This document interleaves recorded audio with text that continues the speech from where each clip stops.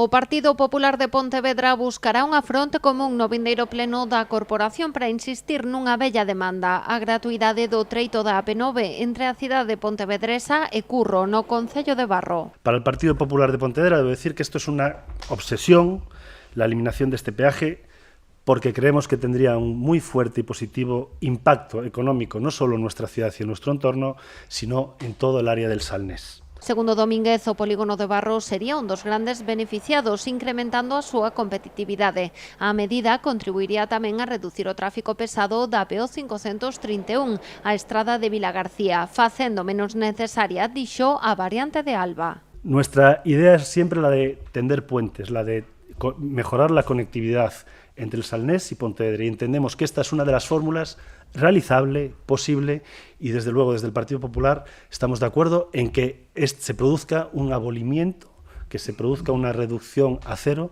del precio de la autopista entre Pontevedra y Barro, y así lo vamos a trasladar al Pleno de Pontevedra y esperemos contar con el apoyo del BNG y del Partido Socialista. Domínguez buscará tamén o apoio das asociacións empresariais. A súa intención é manter reunións con elas nos vindeiros días.